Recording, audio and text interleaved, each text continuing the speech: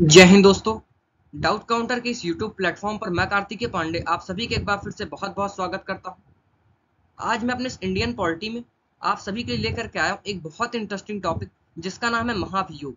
आज हम इम्पीचमेंट के बारे में पढ़ेंगे कि ये इम्पीचमेंट होता क्या है, ये महाभियोग होता क्या है, किसके ऊपर लगाया जाता है, अब तक कितने लोगों के ऊपर लग चुका है और इसकी प्रक्रिया क्या होती है। तो वीडियो के अंत तक आप जरूर बने रहिएगा। तो मैं आपको बता दूं कि ये एग्जाम के पॉइंट ऑफ व्यू काफी इंपॉर्टेंट होता है। इससे जो क्वेश्चन पूछे जाते हैं वो डायरेक्ट और इनडायरेक्ट वे दोनों में क्वेश्चन जरूर पूछे जाते हैं। ठीक है, तो आइए देखते हैं महाभियोग होता क्या है, इम्पीचमेंट होता क्या है। मैं आशा करता हूं कि आप सभी लोग इनको जरूर पहचान रहे होंगे। ये अपने भारत के राष्ट्रपति द्रौपदी मुर्मू जी हैं। तो बात ये आती है जनाब कि क्या इनको इनके पद से निकाला जा सकता है। प्रश्न ये है कि भाई राष्ट्रपति को क्या उनके पद से निकाला जा सकता है। तो इसका उत्तर है हाँ, उनको उनके पद से निकाला जा सकता है। उनको जो पद से निकालने की जो प्रक्रिया होती है, उनको उनके पद से निकालने का जो प्रोसेस होता है उसी को ही कहते हैं प्रोसेस ऑफ इम्पीचमेंट कहते हैं। ठीक है, तो बात अब ये आती है कि राष्ट्रपति को कब निकाला जा सकता है। अब ऐसा तो है नहीं कि छोटी मोटी पोस्ट है। राष्ट्रपति भारत के टॉप मोस्ट पोजीशन होता है। अब भाई आप किसी को भारत के टॉप मोस्ट पोजीशन पर बैठा करके उनको बेइज्जती से निकाल दो तो ये भी ठीक नहीं होता। तो राष्ट्रपति को चुनने की जो प्रक्रिया होती है अगर काफी टफ है तो उनको निकालने की जो प्रक्रिया होती है वो भी काफी टफ होनी चाहिए। ठीक है, तो बात ये आती है कि इनको कब निकाला जा सकता है। तो मेनली तीन कारण हो सकते हैं। तीन कारण कौन कौन से। पहला कारण तो ये है कि मेंटल डिसेबल्ड हो। ठीक है, उनका दिमागी संतुलन ठीक ना चल रहा हो, तब उनको निकाला जा सकता है। दूसरा कंडीशन ये हो सकता है कि वो प्रधानमंत्री की बात ना माने। अब भाई संविधान में ऐसा नहीं लिखा है कि प्रधानमंत्री की बात ना मानने पर राष्ट्रपति पर महाभियोग लगेगा। ऐसा नहीं है, बातों का खेल है जनाब, इसको समझिए आप। अनुच्छेद 74 क्या कहता है कि एक मंत्री परिषद होगा। राष्ट्रपति के सुझाव और सलाह के लिए एक मंत्री परिषद होगा जिसका जो हेड होगा, जिसका जो मुखिया होगा, कौन होगा, वो प्रधानमंत्री होगा। अब मान लो प्रधानमंत्री जी ने कोई एक अच्छा सुझाव दिया, एक अच्छा सलाह दिया, इन्होंने सीधा मना कर दिया कि भैया आपकी बात हम नहीं मानेंगे, चाहे आप अच्छा सुझाव दो चाहे गलत सुझाव दो।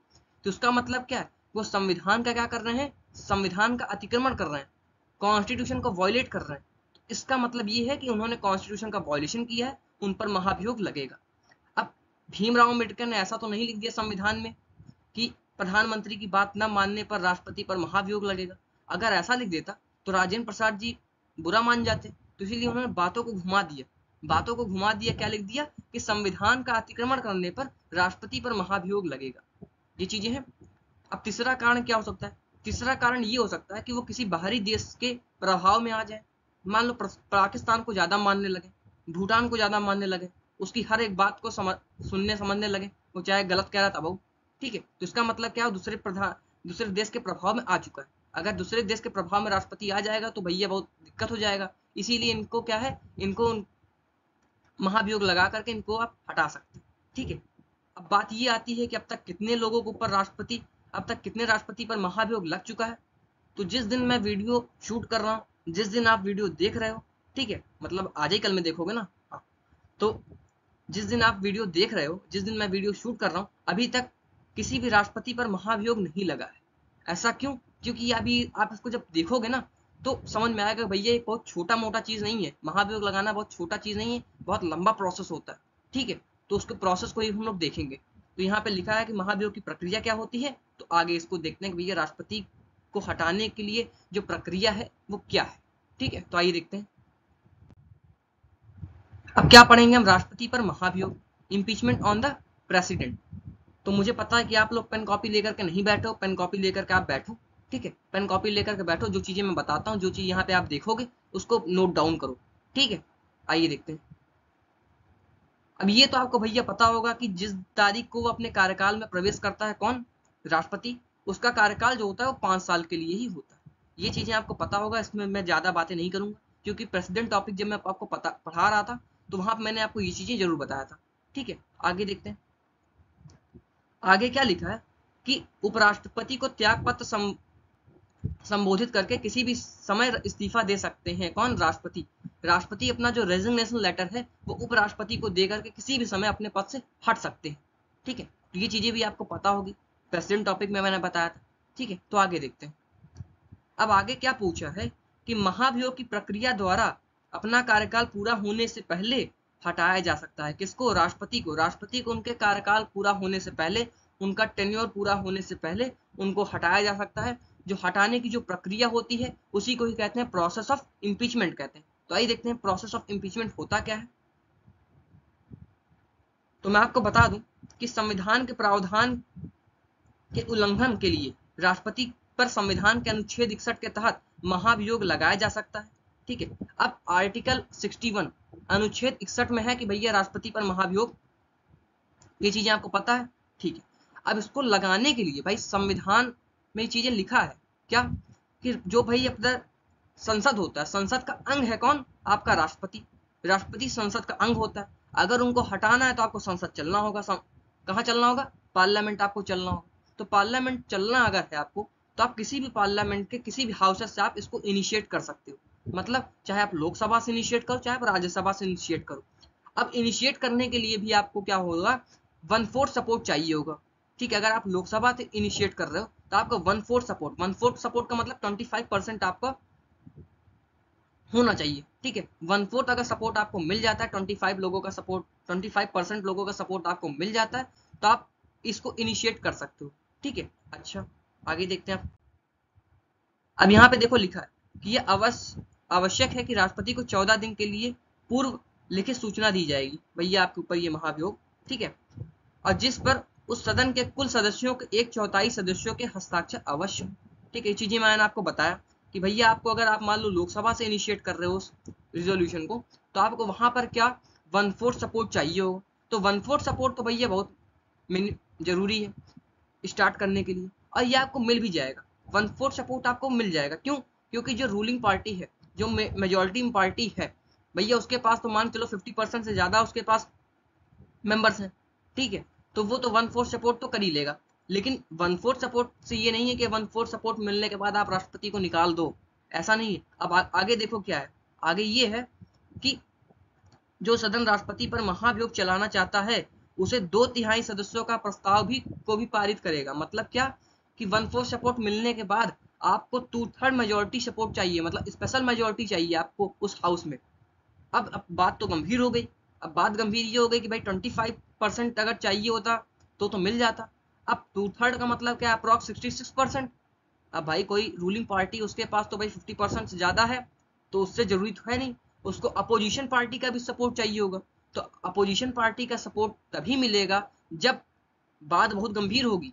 बात गंभीर का मतलब ये है कि अगर कोई उठ करके वहां से भी अपोजिशन पार्टी के काफी लोग उठ करके सपोर्ट करें कि हाँ भैया पाकिस्तान के प्रभाव में पड़ चुके हैं राष्ट्रपति जी, फोन उठाओ, फोन उठाते नहीं है ना, फोन नहीं मतलब कोई बात कहो तो सुनते नहीं है, उनकी तबीयत खराब रहती है, मेरे साथ दिमागी संतुलन ठीक नहीं है, वो बक रहे हैं। ठीक है, तब क्या होगा कि भैया 2/3 सपोर्ट आपको मिल जाए। अब ऐसे तो है नहीं भाई, ये कोई मामूली चीज है 2/3 सपोर्ट, वही अपोजिशन पार्टी आपका सपोर्ट वैसे नहीं करती है। ठीक है, तो आपको भैया 2/3 सपोर्ट चाहिए। ठीक है, अब 2/3 सपोर्ट पाने के बाद भी ऐसा नहीं कि आप लोकसभा में 2/3 बहुमत लेकर के आप इसको पारित कर दोगे इस रिजोल्यूशन को। ठीक है, तभी आप नहीं हटा सकते। उसके लिए क्या करना होगा आपको? फिर लोकसभा से अगर 2/3 सपोर्ट पा गए तो आपको राज्यसभा जाना होगा। यहाँ पे देखो अब लिखा होगा, एक मिनट। हाँ, अब यहाँ पे लिखा क्या है? जिसके बाद इस प्रस्ताव को दूसरे सदन में भेजा जाएगा। कहाँ? अगर लोकसभा इनिशिएट की हो तो भैया राज्यसभा में भेजो। ठीक है, फिर दूसरा सदन राष्ट्रपति के खिलाफ लगाए गए जो आरोप है उसको जांच करेगा, और जांच करने के बाद जांच के में जो राष्ट्रपति है उसके खिलाफ जो लगाया गया है, ठीक है, जो उसके खिलाफ जो क्या कहते हैं उसको हम कह सकते हैं एलिगेशंस लगे हुए हैं, अगर वो ट्रू पाए जाते हैं, मतलब अगर सत्य पाए जाते हैं कि हाँ राष्ट्रपति जो है गलत किए हैं, तब उसके बाद क्या होगा? उसके बाद भी राज्यसभा में आपको 2/3 बहुमत लेना होगा। क्या बताया मैंने? अब आप कंफ्यूज हो गए हो कि भैया मैंने क्या बताया? मैंने ये बताया, सिंपल आप समझो कि सबसे पहले अगर आपको लोकसभा में इनिशिएट करना है तो 1/4 सपोर्ट चाहिए होगा। वहां पे 1/4 सपोर्ट पाने के बाद आपको स्पेशल मेजोरिटी लानी होगी। कहाँ पे? लोकसभा में। वहां से जब आपको स्पेशल मेजोरिटी मिल जाए तो आपको राज्यसभा भेज दिया जाएगा। फिर वहां पे भी क्या होगा? वहां पर भी आपका क्या है, जो राष्ट्रपति के खिलाफ एलिगेशंस लगाए गए हैं उसके लिए इंक्वायरी बैठी जाएगी। भैया वो सही चीज है कि गलत चीज है? अगर वो गलत पाए जाते हैं तो वहां पे भी आपको 2/3 बहुमत लानी होगी, स्पेशल मेजोरिटी लानी होगी। अगर वहां पर भी आपको स्पेशल मेजोरिटी मिल जाती है तो अब देखो क्या होगा। अब अगर आपको वहां पे 2/3 मेजोरिटी मिल जाती है तब राष्ट्रपति पर महाभियोग की प्रक्रिया को क्या होगा, पूरा माना जाएगा और उस दिन से राष्ट्रपति को इस्तीफा देना होगा। अगर आपके ऊपर क्या है, अगर आपके ऊपर इम्पीचमेंट लग के आप हटा दिए गए तो उसके बाद भैया 2-3 ठो आएंगे कमांडो आपका बुरिया बेस्ता उठाएंगे, आपको बाहर कर देंगे।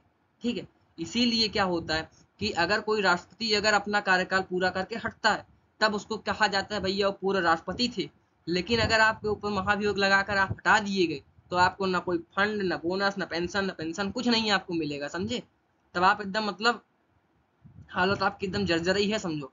ठीक है, अच्छा अब मान लो राष्ट्रपति जी हटे नहीं अभी तक, ना मनाओ भैया, नहीं हटे तो अच्छा है। ठीक है, अब मान लो राष्ट्रपति हट जाते हैं तो भैया आपको 6 महीने के अंदर अंदर क्या करना होगा, आपको उनके पद को भरना होगा। ठीक है, तो भरना वाला चीज मैंने आपको राष्ट्रपति टॉपिक बताया था, कैसे इनका वोट हो, कैसे चुने जाते हैं, कैसे सब चीजें बात की बात है। ठीक है, आगे देखते हैं अब क्या होगा। अब ये होगा कि यदि किसी कारणवश राष्ट्रपति का पद रिक्त हो जाए तो उपराष्ट्रपति उनका कार्य संभालेंगे। भैया अगर मान लो राष्ट्रपति हट गए, अब 6 महीने के अंदर अंदर क्या करना है, आपको पद को भरना है। अब मान लो 3 महीना लग गया तो क्या 3 महीने तक वो पोस्ट एकदम खाली ही रहेगी कि सरकारी रिजल्ट पे पोस्ट आ जाएगा भैया राष्ट्रपति का वैकेंसी आ गई, आप भर दो, ठीक है, ये लोग एलिजिबल हैं। ठीक है, ऐसा नहीं होता ना। तो अगर राष्ट्रपति अपने पद से जब हट जाते हैं तो उपराष्ट्रपति उनका कार्य संभालते हैं। और उपराष्ट्रपति अगर मान लो नहीं है तो जो आपके मुख्य chief justice of supreme court है वो आपका कार्य संभालेंगे। ठीक है, तो चीजें आप यहाँ पे पढ़ लो। ठीक है, आगे देखते हैं। तो आगे क्या, अब आगे थैंक यू है, थैंक यू सो मच। अगर आप लोगों ने ये पूरा वीडियो देखा, अगर आपको वीडियो अच्छा लगा हो तो आप इसको एक लाइक जरूर करिएगा, कमेंट करिएगा कि आपको कैसा लगा, मैंने आपको क्या तरीके से मैंने आपको समझाया, जो मैंने चीजें आपको समझाई वो आपको समझ में आया कि नहीं आया। अगर आप इतनी देर तक मुझे झेल पाए हो तो उसके लिए आपका बहुत बहुत थैंक यू है। ठीक है, तो वीडियो को खत्म करने के लिए भैया बहुत बहुत धन्यवाद। आगे सब्सक्राइब कर लो चैनल को। ठीक है, सब्सक्राइब कर लो चैनल को और नोटिफिकेशन का जो बेल आइकन है उसको दबा देना। ठीक है, इससे क्या होगा कि आपका जो भी वीडियो मैं डालूंगा आप तक पहुंच जाया करेगा। ठीक है, थैंक यू सो मच।